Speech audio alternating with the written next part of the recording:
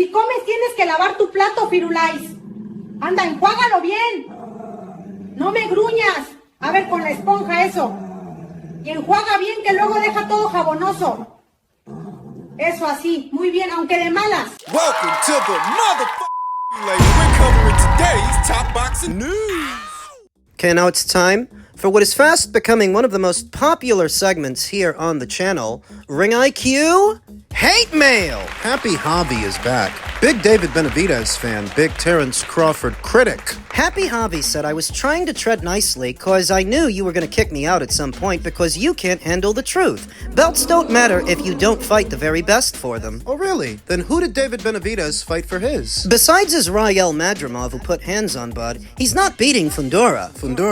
Sebastian Fundora. The same Sebastian Fundora who skipped Terrence Crawford to chase around Errol Spence, who was beaten by Terrence Crawford. That Fundora? He's not beating Fundora or David or some other guys in those divisions. His resume is weak. Whatever his resume is, Javi, it's better than Sebastian's, and it's better than David's. So if his resume is weak, their resumes are in a hospice. Virgil Ortiz beat Madrimov better. Is that the same Virgil Ortiz who was offered a Crawford fight 2 times and turned it down both times? That Virgil Ortiz? Errol Spence is food for even Ryan and Haney, let alone all of the top guys at junior middle. Morrell, David, Boo Boo, and many more beat Canelo too. Why is he taking shots at Errol? He's disparaging Errol Spence as a fighter so he can, in effect, disparage Bud's resume.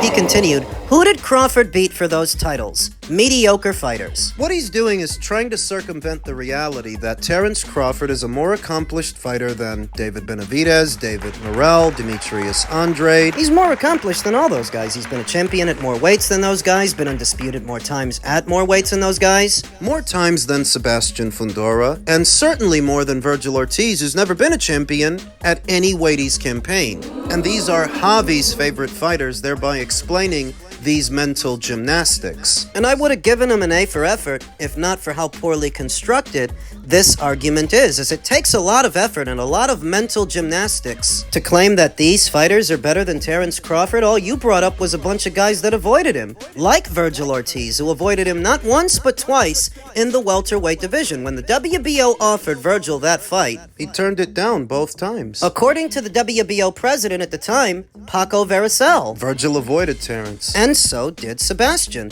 The night that he became world champion, instead of pursuing a fight with Terrence Crawford, who did Samson Lukowicz say they were pursuing? Who did he want Sebastian to fight? Who was it they spent months and months trying to make a fight with? Errol Spence. Errol Spence Jr. The same Errol Spence who literally just got beat by Terrence Crawford. That's the guy your boy wanted to fight. Now, it seems that you don't give Terrence any credit for beating him. So what does that say about Sebastian for chasing him around? Now, what he's now saying is that Errol Spence Jr. is food for all the boys at 147 and 154. And maybe he is. Yeah, 3 years after Terrence Crawford beat him half to death. Now he is, but that's not who Errol was at the time. At the time that Terrence Crawford fought him, at the time they fought, that was number 1 and number 2. The best versus the best. Something that your favorite fighters know nothing about. Because Virgil Ortiz never fought the best at 147, and he still hasn't done it at 154. Sebastian, same thing. Sebastian never fought the best at 154 or established himself as the best at 154. He's just one of 4 champions. And he ducked Crawford. If this really were about the best fighting the best, I hardly think you'd be supporting those guys, Virgil and Sebastian and David. Tell me, at what weight did Demetrius Andrade fight the best fighters? Because he didn't do it at 154 or 160, and all he did at 168 was get his ass kicked. Apparently he's real big on Demetrius Andrade that doesn't have a signature fight to save his life at any of the weights he campaigned, and every single belt that he won was vacant. You said that belts don't matter if you don't fight the very best for them, so who did Demetrius Andrade fight for his belt at 154 or 160? Not the best. Not nobody. Who did David Benavidez fight for his when, last I checked, the The first time he won the WBC title at Super Middle, it was vacant. He didn't fight the best for it. He loses that same belt for sniffing coke, fights Anthony Durrell for it. Was Anthony Durrell the best at 168? No. Loses the belt again. The second time it's because he blew the weight. He won a WBC title at 175, though not fighting the best for it. He got the belt via email. Not fighting the best, so if this really were about fighting the best, why would you support him? He's not fighting the best fighter now, this weekend. Zurdo's not the best cruiserweight. You said that. Belts don't matter if you don't fight the very best for them. I guess that means that the two belts on the line this weekend don't matter because David's not fighting the best for them. Zurdo's not the best cruiserweight. Jayo Pataya is. He's the Ring Magazine. He's the lineal champion, not Zurdo, and not David for beating him. You're literally hyping up less accomplished fighters than Terence Crawford for not doing what Terence Crawford did, because there's only one way to become an undisputed champion. You have to fight all the champions at a given weight and take the belts from them. The best have to fight the best, which Terence Crawford did, not once, not twice, but thrice, across 3 weight classes. You're literally pretending that didn't happen. You're pretending he didn't do that, but the guys who ducked him did? Virgil Ortiz? Sebastian Fundora? What are you, on drugs? No, but I think his mother was when she carried him. That's why he came out like that. Guy's got the reasoning skills of a russet potato, and it really doesn't help that he looks like one. You say that Terence Crawford beat mediocre fighters for belts. No, the fighters you support are the mediocre fighters, and that's why none of them ever fought the best. At any weight they've campaigned. Virgil ducked Terence Crawford at 147 2 times, then Boots at 154. Sebastian, he ducked him there too, but not just him, he also ducked Xander Zayas. Wepa. He handed over his brown belt, which is tantamount to handing over your lunch money. David's got no track record of fighting the best fighters at his weights. Look, we've been all through that. Happy Javi's real problem is he's trying to make a correlation between his own personal preferences and who the best fighters are. Except that there is no correlation. You can like those fighters, you can love those fighters, but that doesn't make them the best. And they've no history of fighting the best. That's established. Why is he telling me? Because he's the one can't handle the truth. So he has to try to augment it, misrepresent it.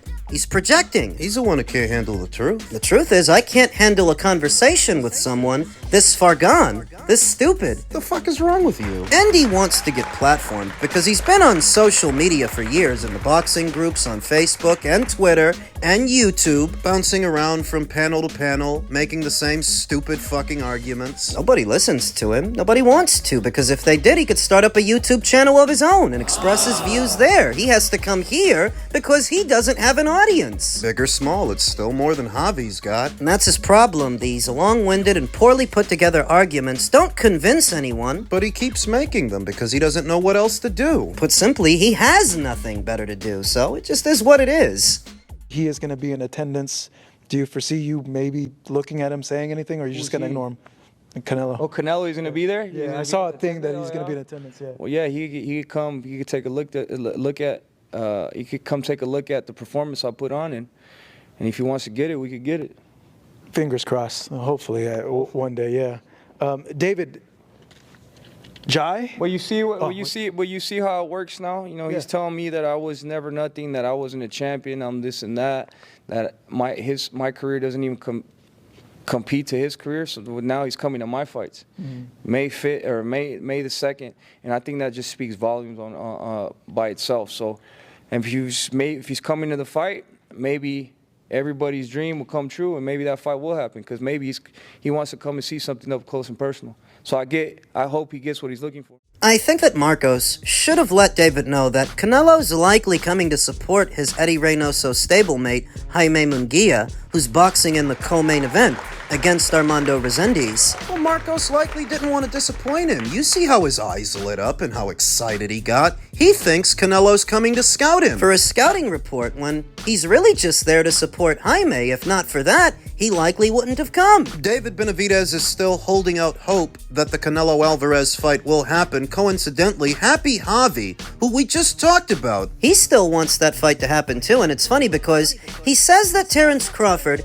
has a weak resume. Canelo's on his resume. Singularly a better win than any win you'll find on David Benavidez's resume. Happy Javi doesn't seem to give Terence any credit for that victory, but if it were David that beat Canelo, Pretty fucking sure he'd be singing a different tune. you're still holding out hope that Canelo Alvarez will give David Benavidez the time of day because you think David can beat him. Well, Crawford already did, and you don't give him any credit. So who gives a fuck about David? Javi told me on more than one occasion in the build-up of this weekend's fight that it was going to be a sellout, that it was en route to selling out. It's fight week, folks, and that fight still hasn't sold out.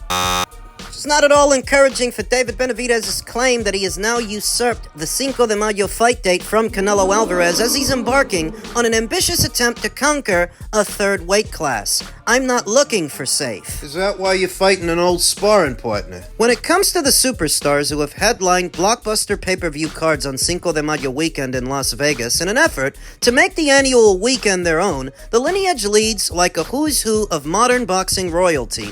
Oscar De La Hoya, Floyd Mayweather, and of course, Canelo Alvarez. Enter David Benavidez, the WBC light heavyweight title holder and former two-time super middleweight champion, who looks to add his name to the time-honored tradition on Saturday when he moves up to cruiser to challenge unified champion and Mexican standout Gilberto Zurdo Ramirez in the headliner of a PBC card on Prime Video inside the T-Mobile Arena. The 29-year-old Benavidez, a native of Phoenix who proudly represents his Mexican and Ecuadorian heritage, Why do you think I call him the Ecuadorian Sasquatch? was once given his former moniker of the Mexican Monster by none other than Mike Tyson. And when it comes to Benavidez's continued pursuit of greatness, the fighter now known as El Monstro firmly understands the gravity of becoming synonymous with boxing's actual showcase. From here on out, this day is going to belong to me, and I'm really excited to be the next Mexican-American boxer holding the torch for boxing.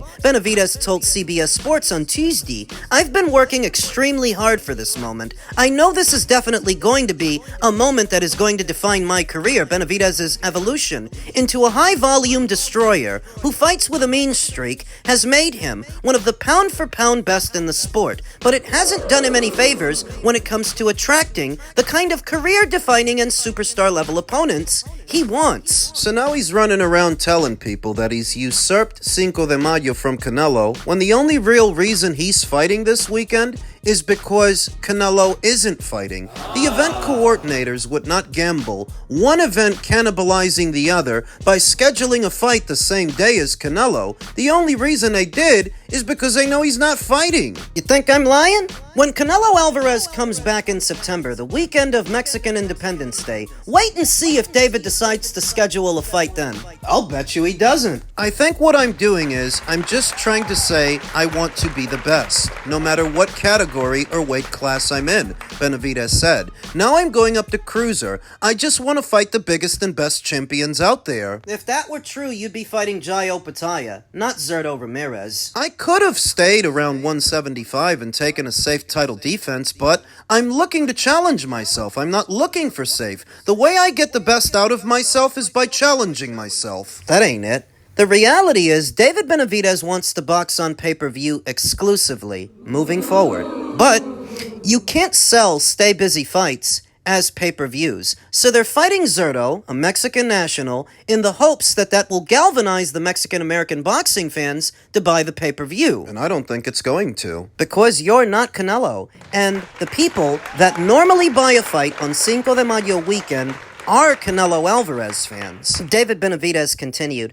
"I don't look at it like I'm competing with anyone or trying to take something from someone," Benavidez said. "My time was always going to come. I wanted the Alvarez fight because I want to fight the greats, not because I want to be him." Bullshit! I want to be David Benavidez. I have no hate. He had a great career. It's a shame that the fight never got made, but this is my time now.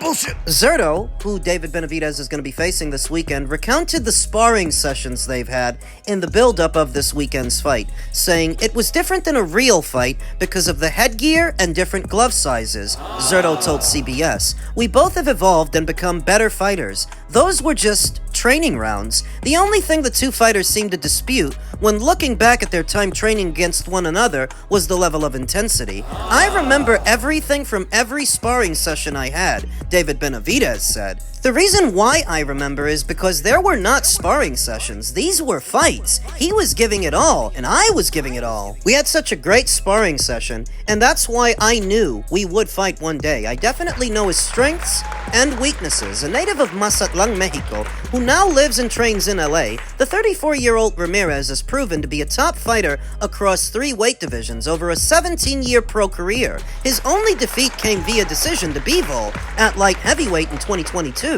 And Ramirez has arguably done his best work since moving up to cruiser, where the southpaw is 4-0, including quality wins over former champions Joe Smith Jr., Chris Billum Smith, and Uniel Dorticos. Even though Ramirez and Benavidez are roughly the same height with the same reach, Ramirez expects the size difference between them to be the major difference, unlike Benavidez's move from super middle to light heavy, which amounted to a difference of 7 pounds. The move from 175 up to cruiser is one of the most significant in all of boxing at 25 pounds. Still, Benavidez said he isn't worried about the difference, not just because he walks around at the cruiserweight limit of 200, by being a dog, by being who I am. Benavidez said about how he will overcome the size difference. At the end of the day, this is what I love to do, and I don't really believe there will be much of a size difference. He will probably outweigh me by 10 pounds, but a bigger fighter is also a slower fighter who I can attack more.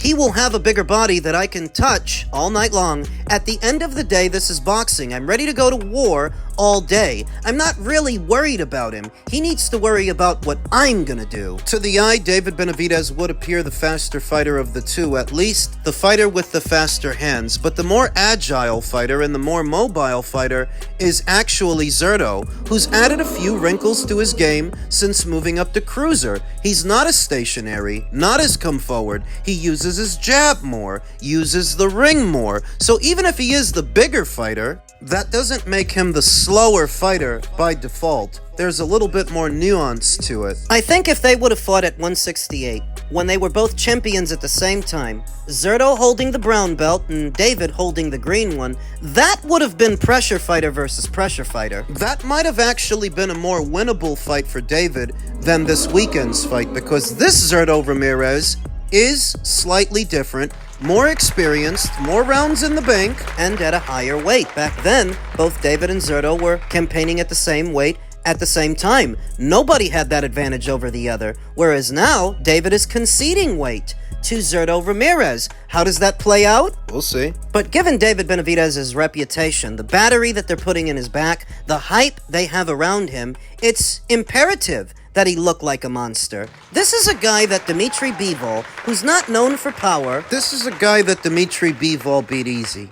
This is a guy that Dmitry Bivol dominated for all of 12 rounds and 36 minutes. So if you're every bit the monster they say you are, you should be able to do that and more. They don't call Dmitry a monster. They say that about you, so one better show up on Saturday. Don't labor, don't languish, and don't get dropped. Don't get knocked down by Zurdo. You've already been knocked down by Gavril, knocked down by David Morrell. If you get knocked down by Zurdo, that case about you being a monster? Fucking forget it. I mean, what's he got? Poor balance? Knobby knees? Thinks he's gonna take over Cinco de Mayo from Canelo Alvarez, but anybody can schedule a fight on that same weekend. Anybody can fight on that date if they so choose. It's not as simple as just fighting on that date. You have to sell. You have to generate capital. You think this weekend's fight's gonna generate the money that Canelo's fights generate? No, absolutely not. And because Canelo decided to take this Cinco de Mayo, this year off, that's the only reason you're fighting. You wouldn't dare schedule a fight